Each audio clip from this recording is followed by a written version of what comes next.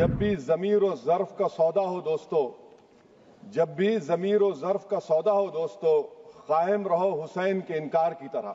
Africa के कानून को महात्मा गांधी ने कहा था कि ये मेरा कॉन्शियंस इसको मानता नहीं है, मैं इस कानून को कबूल नहीं करता हूं। तो महात्मा गांधी ने क्या किया, उन्होंने उस कानून को फाड़ दिया। मैं गांधी की तरह इस कानून को फाड़ता हूं। श्री असाउद्दीन ओवैसी।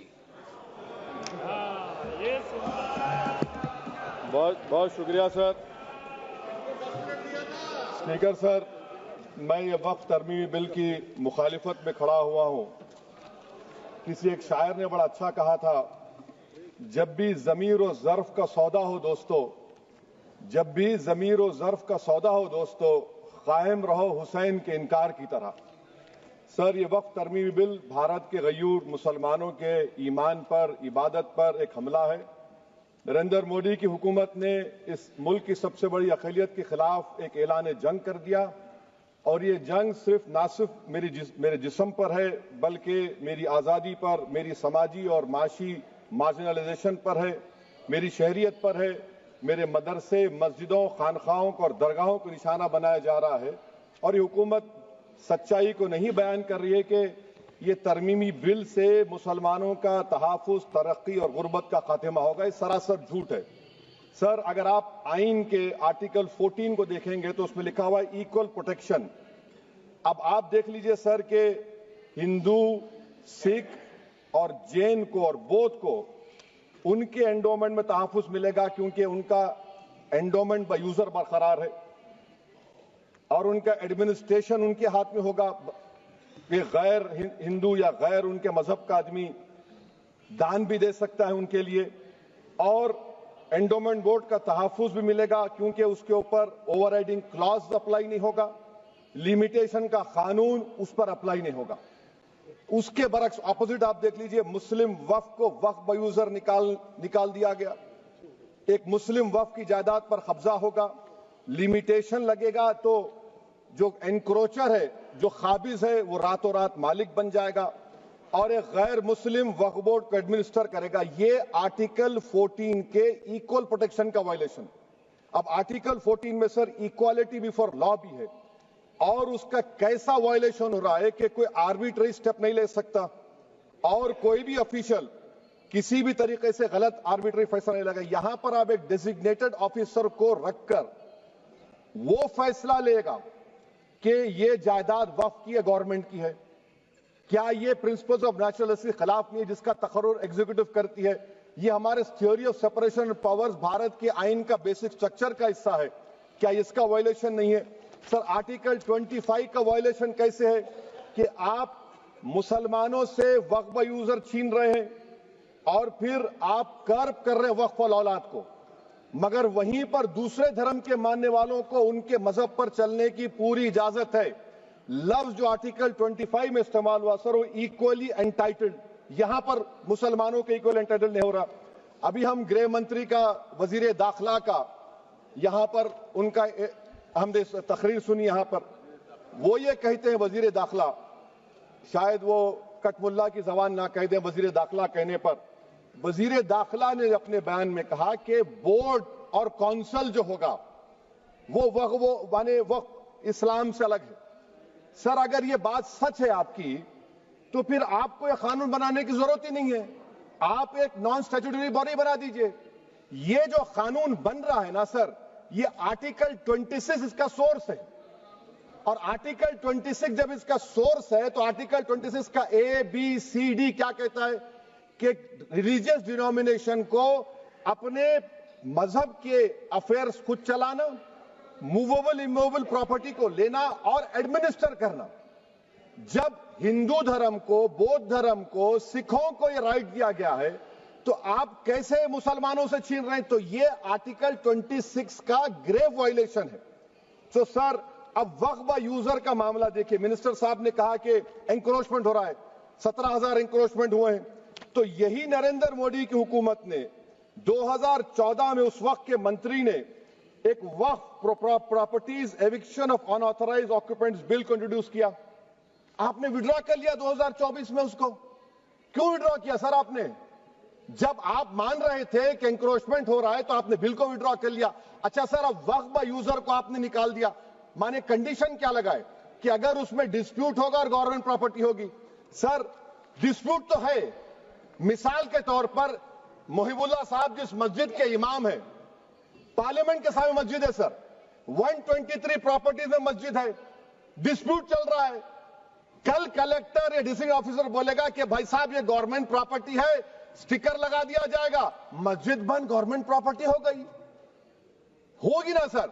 अब ये बताइए, आप जब से यहां पर पूरे बीजेपी रूलिंग पार्टी हमको ज्ञान दे रहे हैं कुछ नहीं होगा, कुछ नहीं होगा, मैं दलील के साथ बता रहा हूं आपको।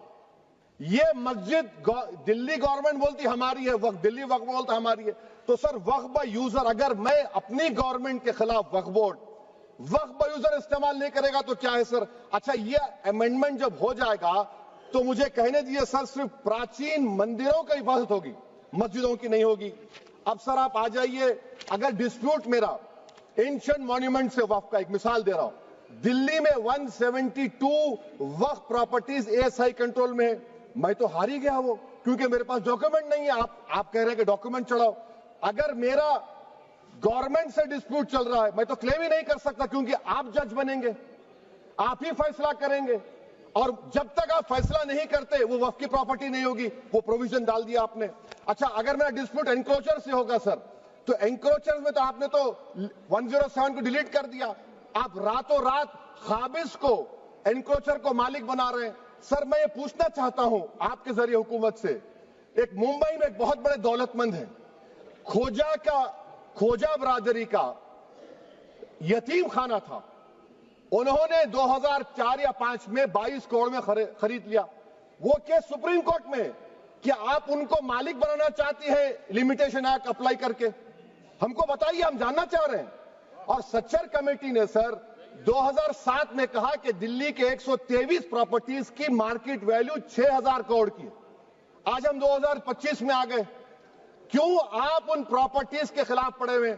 1976 में उस वक्त के वजीर आजम इंदिरा गांधी लेटर लिखा, इसको आप दे दीजिए, मगर आप उसको मानने को तैयार नहीं है। तो सर और एक जो झूठ फैलाया जा रहा है, management empowerment efficient development, sir this bill takes any management from the hands of Muslims, disempowers the waqf in comparison to any other stakeholder, takes away the efficiency of administration and hampers development. Waqf disempowerment in the name of efficiency, inefficiency is being created. The progress of development from pre-independence till today is sought to be destroyed. Sir अभी हमारे home minister साहब ने फजल पुकाया case का जिक्र किया। Sir मैं आपसे गुजारिश करूंगा कि होम मिनिस्टर जरा अच्छे लोगों को रखकर इंफॉर्मेशन ले। फजल पुकाया का ऑबिटर क्या है? इट इज ऑबिटर, वो रेशियो डिसेंडेंटाई नहीं है जो आपने कहा है। अच्छा सर, शेड्यूल ट्राइब के बारे में कहा, क्या शेड्यूल ट्राइब में मुसलमान नहीं होते? शेड्यूल कास्ट में नहीं होता मुसलमान, शेड्यूल ट्राइब में मुसलमान होता। तो क्या आर्टिकल 25 मेरा चला गया, आर्टिकल 26 चला गया, आर्टिकल 14 चला गया, 15 चला गया, 29 चला गया? लक्षद्वीप का एक मुसलमान एमपी है, क्या उसको राइट नहीं है क्योंकि ट्राइबल है? क्या कह रहे हैं आप? इस ऐवान को क्यों गुमराह कर रहे हैं आप शेड्यूल ट्राइब के नाम पर?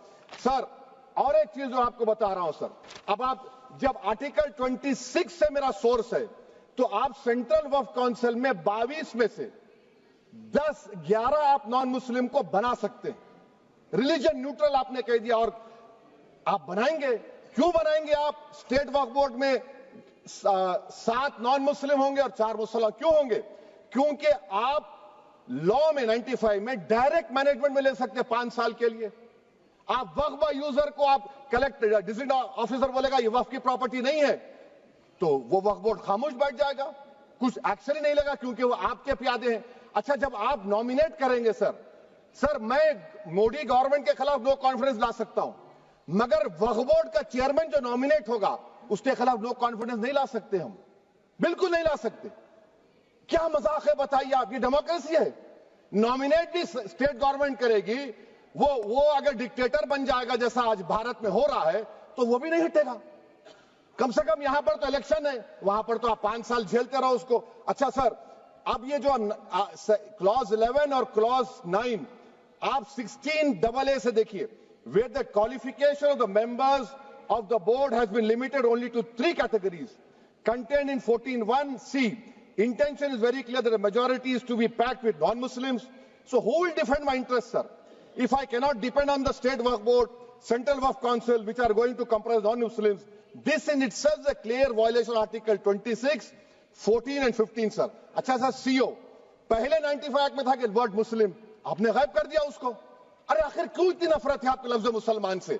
अच्छा फिर क्या कह रहे हैं आप कि ये भी आर्टिकल 26 का वायलेशन है।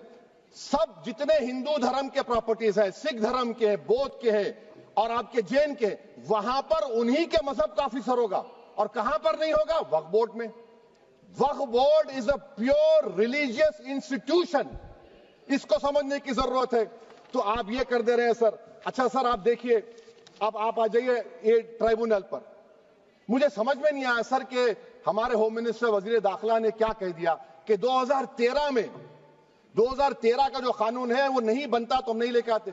मैं बड़े अदब के साथ उनसे पूछना चाह रहा हूं कि क्या उस वक्त राजनाथ सिंह साहब, आडवाणी साहब, हमारी लेट सुषमा स्वराज, ये बड़े बड़े नेता यहां बैठे थे? आपने यूनानिमस उस कानून को पास करवा दिया। कीर्ति आजाद थे उस वक्त, अब यहां बैठे हैं वो टीएमसी में।